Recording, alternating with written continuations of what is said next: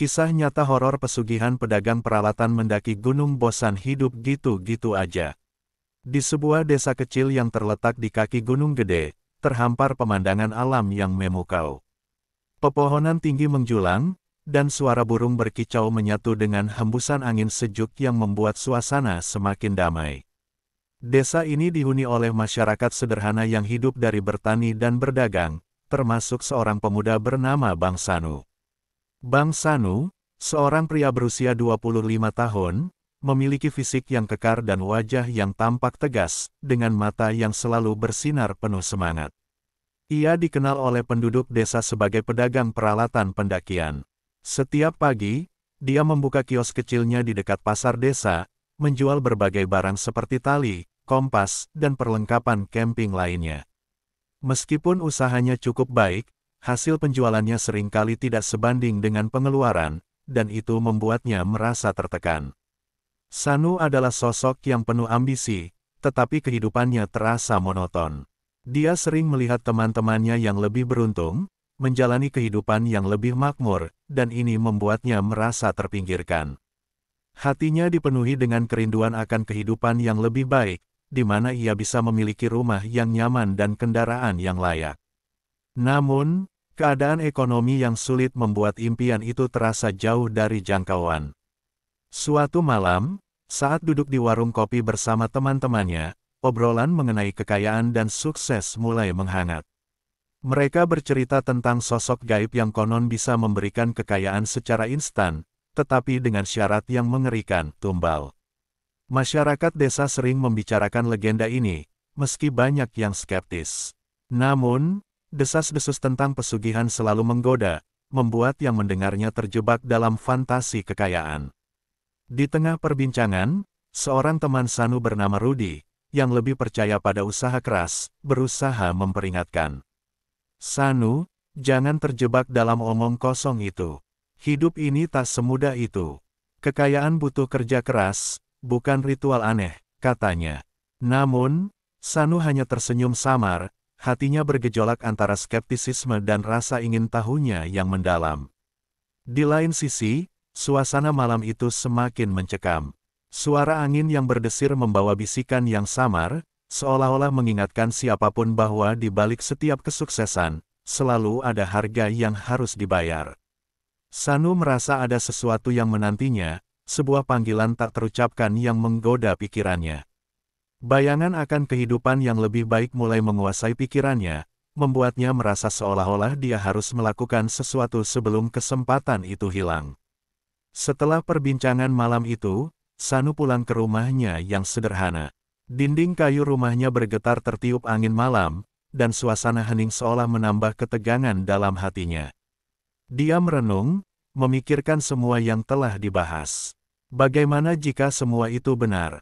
Bagaimana jika kekayaan sejati ada di depan matanya, menunggu untuk diraih? Ketika malam semakin larut, Sanu terbangun dari tidurnya. Dalam gelap, pikirannya berkecamuk, berusaha mencari jawaban. Rasa ketidakpuasan dan kerinduan akan sesuatu yang lebih membuatnya bertekad untuk menjelajahi lebih dalam tentang pesugihan. Dia merasa ada sesuatu yang menunggu, sebuah jawaban yang bisa mengubah hidupnya selamanya. Dengan latar belakang desa yang sederhana, dan kehidupan yang penuh tantangan, Sanu bersiap untuk mengambil langkah yang bisa mengubah takdirnya. Dia tidak tahu bahwa keputusan yang akan diambilnya bisa membawa konsekuensi yang jauh lebih besar daripada yang bisa dibayangkan. Dalam ketidakpastian dan rasa ingin tahunya, kisah Sanu baru saja dimulai, dan petualangan menegangkan di hadapannya mulai mengintai. Setelah beberapa hari merenungkan obrolan malam itu, Bang Sanu merasakan dorongan yang semakin kuat untuk menjelajahi Gunung Gede. Kecemasan dan rasa ingin tahunya bercampur aduk dalam pikirannya. Suatu pagi, dia memutuskan untuk mengajak temannya, Rudy, mendaki gunung tersebut. Rudy, yang dikenal sebagai orang yang berprinsip dan skeptis terhadap hal-hal gaib, awalnya ragu, tetapi akhirnya setuju untuk menemani Sanu. Mereka berangkat pagi-pagi, cuaca cerah dengan sinar matahari yang hangat membimbing langkah mereka. Sanu mengenakan kaos lengan pendek dan celana pendek, sementara Rudy lebih memilih mengenakan jaket ringan dengan perlengkapan pendakian yang lebih lengkap. Keduanya membawa bekal sederhana dan peralatan pendakian yang dijual oleh Sanu. Saat mereka mendaki, suasana di sekitar terasa menyegarkan. Pepohonan hijau yang rimbun dan suara gemericik air mengalir dari sungai kecil di dekatnya membuat perjalanan terasa menyenangkan. Namun, di dalam hati Sanu, ada kegelisahan yang terus mengganggu. Dia tidak bisa menghilangkan pikiran tentang legenda pesugihan yang menggiurkan. Setelah beberapa jam mendaki, mereka mencapai sebuah titik tinggi di mana pemandangan desa terlihat begitu menakjubkan. Namun, saat mereka beristirahat, Sanu mulai mendengar bisikan lembut yang tak jelas. Suara itu terasa seperti angin, tetapi ada keanehan di dalamnya, seolah ada yang memanggilnya. Rudy, yang duduk di sampingnya, merasakan ketegangan di udara dan menatap Sanu dengan cemas. "Sanu, kau baik-baik saja? Sepertinya kau mendengar sesuatu," tanya Rudy, mengkhawatirkan kondisi temannya. Sanu menggelengkan kepala, berusaha menepis suara itu. Tapi bisikan itu semakin jelas.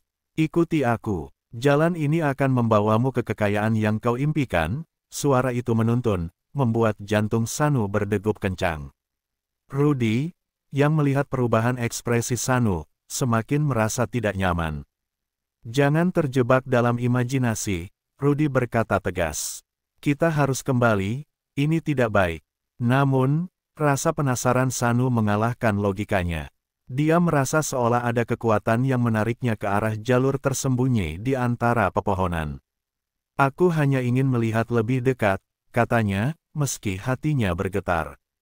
Rudy berusaha menahannya, tapi Sanu sudah terlanjur melangkah. Mereka melanjutkan perjalanan, memasuki jalur setapak yang semakin sempit dan dikelilingi oleh pepohonan lebat. Suasana di sekelilingnya berubah, cahaya matahari tampak meredup, dan udara menjadi lebih dingin. Suara bisikan itu semakin kuat, memberikan harapan dan ketakutan dalam satu waktu. Setelah beberapa saat berjalan, mereka tiba di sebuah altar tua yang dipenuhi lumut dan dedaunan. Di sana, Sanu melihat berbagai macam sesaji yang ditinggalkan oleh orang-orang yang pernah datang sebelumnya. Di tengah altar, terdapat patung kecil yang tampak misterius, seolah mengawasi kedatangan mereka. Sanu merasakan getaran aneh di udara, dan bisikan itu kembali terdengar, lebih jelas dari sebelumnya. "Lihatlah, Sanu," bisik suara itu, "ini adalah kesempatanmu. Berikan persembahan, dan kekayaan akan mengalir kepadamu." Rudy merasa semakin gelisah. "Sanu, kita harus pergi dari sini. Ini semua terasa salah," dia berkata dengan nada panik. Namun, Sanu sudah terpesona oleh tawaran itu. Dalam pikirannya, dia membayangkan kehidupan yang lebih baik, kekayaan yang bisa membuatnya bebas dari kesulitan. Tanpa berpikir panjang, Sanu mengambil keputusan yang mengubah segalanya. Dia mulai mengumpulkan beberapa barang yang dibawanya untuk dijadikan persembahan. Rudy berusaha menghentikannya, tetapi Sanu terlanjur terjebak dalam pesona yang tidak dapat dijelaskan. Dalam hatinya, dia yakin bahwa ini adalah jalan untuk mengubah hidupnya. Setelah menyiapkan persembahan, Sanu berdiri di depan altar dengan napas yang tertahan. "Jika kau mau memberikanku kekayaan, aku bersedia memberikan apa yang kau inginkan," katanya dengan suara bergetar. Rudy hanya bisa menatap dengan cemas, merasakan kegelapan yang mulai menyelimuti tempat itu. Tiba-tiba, suasana di sekitar mereka berubah drastis, angin berhembus kencang, dan suara bisikan itu menjadi tawa menakutkan, seolah makhluk gaib yang bersembunyi di balik altar tersebut sedang mengamati mereka. Ketakutan mulai merayapi Sanu, tetapi rasa ingin tahunya lebih kuat. Dalam kegelapan yang mengelilingi mereka, dia tidak menyadari bahwa keputusan ini akan mengubah hidupnya selamanya. Bersama dengan Rudy yang semakin panik, Sanu melangkah lebih dalam ke dalam ritual yang belum sepenuhnya dia pahami. Langkah pertamanya menuju pesugihan telah diambil, dan kegelapan serta misteri yang menyertainya kini menjadi bagian dari takdirnya. Dalam perjalanan mereka yang tidak terduga ini, nasib Sanu dan Rudy mulai tersimpul dalam benang merah yang rumit dan mengerikan. Setelah melakukan ritual di altar tua, suasana sekeliling Sanu dan Rudy berubah menjadi mencekam. Angin kencang berhembus, seolah mengguncang pepohonan di sekitar mereka, menciptakan suara berisik yang mengisi hutan. Sanu merasakan seberkas ketakutan menyelimuti hatinya, tetapi rasa penasaran dan harapan akan kekayaan yang dijanjikan mengalahkan semua itu. Mereka berdiri di sana, terdiam sejenak setelah mengucapkan kata-kata yang ditujukan kepada makhluk gaib yang mengintai dari balik altar. Rudy, yang sejak awal merasa tidak nyaman, kini semakin gelisah. Sanu, kita seharusnya tidak melakukan ini. Mari kita pergi sekarang, desaknya, menatap Sanu dengan serius. Namun, Sanu tidak mendengarkan. Dalam pikirannya, dia membayangkan rumah yang lebih besar, kehidupan yang lebih baik, dan ketenangan yang selama ini dicari. Dia merasa bahwa inilah kesempatan emas yang tidak boleh dilewatkan. Dalam sekejap, semua harapan dan impian itu membutakan rasa waspada dan logikanya. Setelah beberapa saat, mereka mulai melanjutkan perjalanan kembali. Namun, langkah mereka terasa berat, seolah ada sesuatu yang menghalangi mereka untuk keluar dari tempat itu. Sanu mendapati bahwa jalan yang mereka lalui tampak berbeda. Pepohonan yang biasanya dikenal kini tampak asing, dan suasana semakin suram. "Di mana kita?" tanya Rudy dengan suara bergetar. Dia mulai merasakan ketakutan yang menyebar di seluruh tubuhnya. Sanu mencoba mengingat langkah-langkah yang diambil, tetapi semakin dia berusaha, semakin bingung dia merasa. Suara-suara aneh mulai terdengar di sekeliling mereka, seperti bisikan dari hantu-hantu yang terperangkap di hutan. Sanu mencoba menenangkan dirinya, berusaha meyakinkan Rudy bahwa mereka hanya perlu menemukan jalan pulang. Namun, semakin lama mereka berjalan, semakin jelas bahwa mereka tersesat. Rudy, yang sudah tidak tahan lagi, berusaha mencari jalan keluar dengan mencari tanda-tanda familiar, namun semua itu sia-sia. "Lihat, itu jalan yang kita lalui," Rudy berteriak, menunjuk ke arah pohon besar yang tampak mirip dengan yang mereka lewati sebelumnya. Namun, ketika mereka mendekatinya, Rudy terkejut melihat bahwa ternyata itu bukan pohon yang sama. "Sanu, ini tidak mungkin. Kita hanya berputar-putar." Kepanikan mulai merayapi pikirannya. Sanu merasakan jantungnya berdegup kencang, dan keringat dingin mulai mengalir di pelipisnya. Dalam keheningan yang mencekam, dia mendengar kembali bisikan itu, kali ini lebih jelas dan lebih menakutkan. "Kekayaanmu menanti, tetapi ada harga yang harus kau bayar." Saat mereka melangkah lebih dalam, mereka tiba di sebuah area terbuka di tengah hutan. Di sana, sekelompok sosok samar mulai muncul dari kegelapan, tidak terlihat sepenuhnya, tetapi cukup untuk membuat bulu kuduk mereka merinding. Sanu dan Rudy saling berpandangan dengan ketakutan. Suara tawa yang menakutkan mengisi udara, membuat mereka merasa seolah-olah sedang dikelilingi oleh makhluk gaib yang menunggu saat yang tepat untuk mengambil apa yang telah mereka tawarkan. "Ini semua salah, Sanu. Kita harus pergi," Rudy berteriak, tetapi suara itu seolah menahan langkah mereka. Sanu merasa terjebak dalam pesona gelap yang mengelilinginya. Dalam benaknya, dia masih mengingat janji kekayaan yang dijanjikan, tetapi kini dia juga mulai merasakan konsekuensi dari pilihannya. Saat mereka berusaha mencari jalan kembali, Sanu tiba-tiba teringat akan petunjuk yang didengar sebelumnya. "Rudy, mungkin kita harus kembali ke altar. Mungkin kita bisa membatalkan semuanya sebelum terlambat," katanya dengan penuh harapan. Dengan tekad baru, mereka berbalik dan mulai melangkah kembali ke arah altar. Namun, semakin mereka berlari, semakin terasa bahwa hutan ini seolah menolak kehadiran mereka.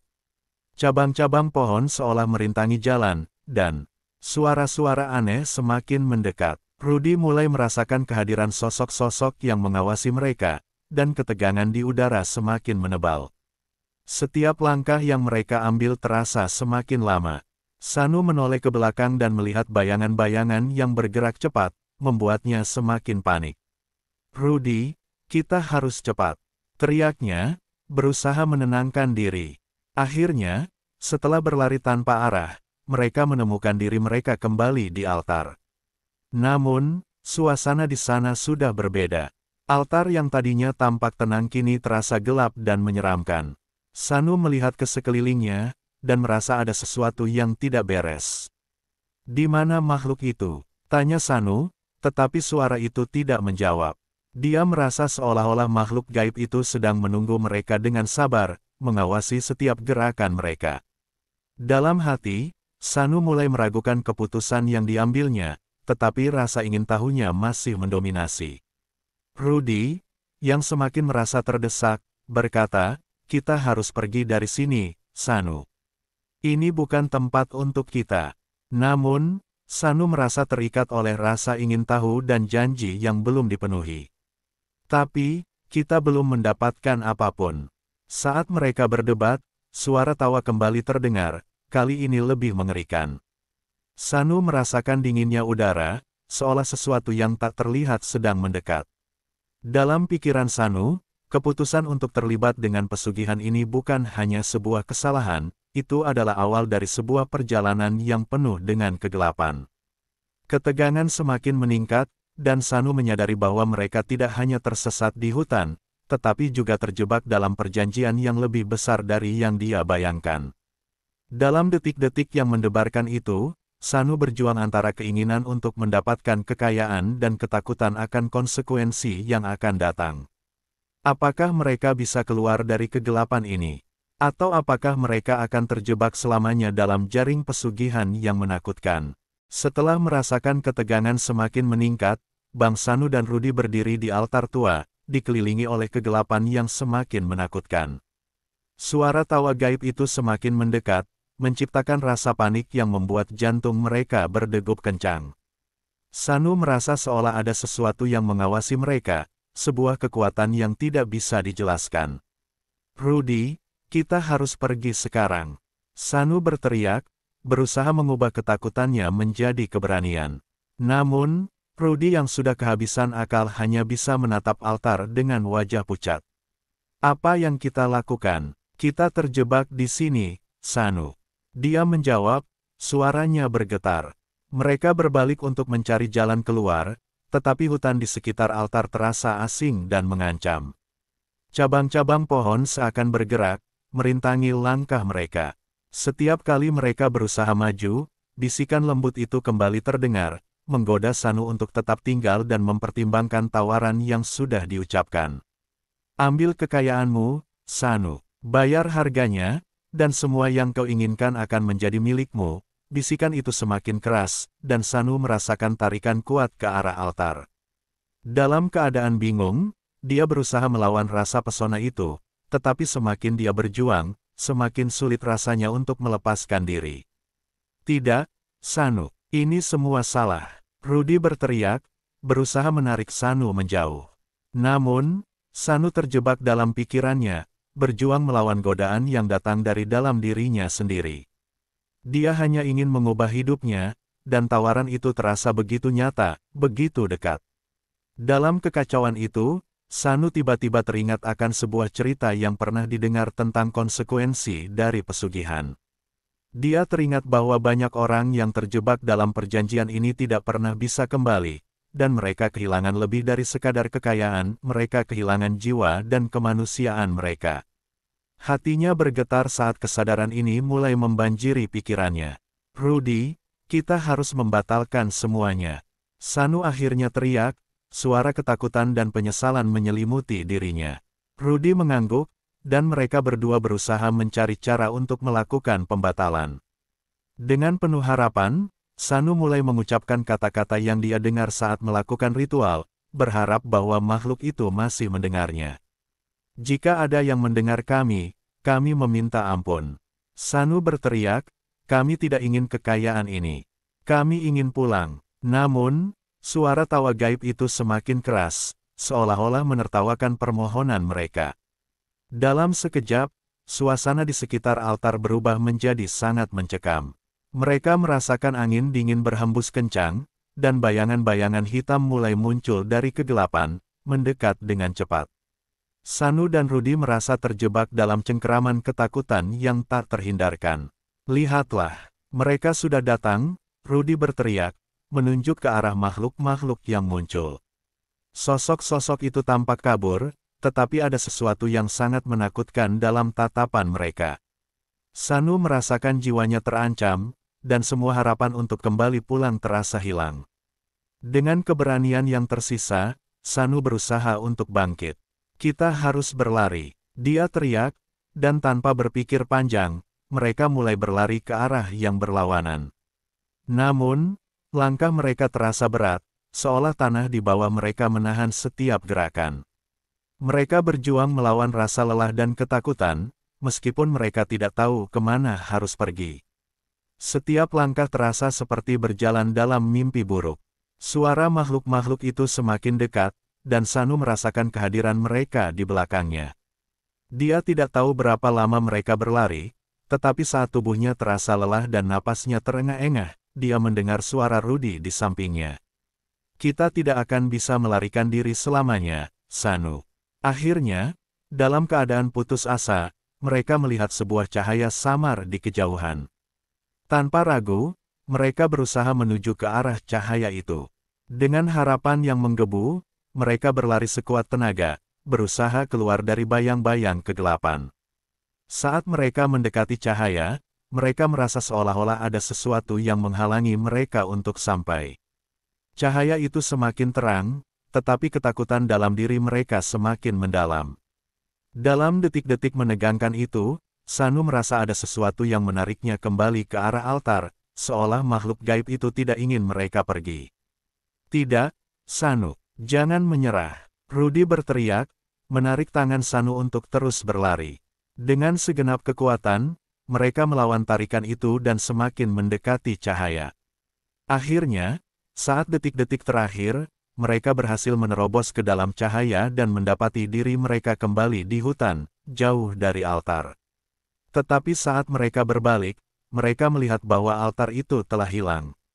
Semua yang terjadi terasa seperti mimpi buruk yang sulit dipercaya. Rudy, yang tampak sangat lelah, jatuh ke tanah, terengah-engah. Kita melakukannya, Sanu. Kita berhasil keluar, dia berkata, tetapi ada ketakutan yang tersimpan di matanya. Namun, meskipun mereka berhasil melarikan diri, Sanu merasakan sesuatu yang aneh dalam dirinya. Dia merasakan kehadiran makhluk gaib itu, seolah-olah mereka tidak benar-benar bebas. Rasa penyesalan mulai menggerogoti hatinya. Dia tahu bahwa keputusan untuk terlibat dalam pesugihan ini membawa konsekuensi yang tidak bisa diabaikan. Akhirnya, mereka kembali ke desa, tetapi hidup mereka tidak akan pernah sama lagi. Sanu dan Rudy berusaha untuk melanjutkan hidup, tetapi bayangan pengalaman itu terus menghantui mereka. Sanu sering terbangun di malam hari, mendengar bisikan yang sama, mengingatkan dia akan perjanjian yang telah dibuat meski dia berusaha melupakan. Kekayaan yang diimpikan tidak pernah datang, tetapi Sanu menyadari satu hal, kekayaan sejati tidak terletak pada materi, melainkan pada pengalaman dan pelajaran hidup yang didapat. Dalam penyesalan dan kesedihan, dia belajar bahwa tidak ada jalan pintas untuk mencapai impian.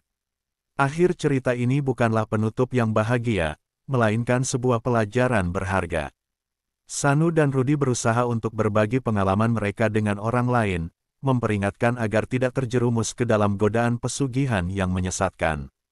Dalam keheningan malam, mereka menyadari bahwa kekayaan yang dicari seringkali datang dengan harga yang sangat mahal, dan kadang-kadang, harga itu adalah jiwa mereka sendiri.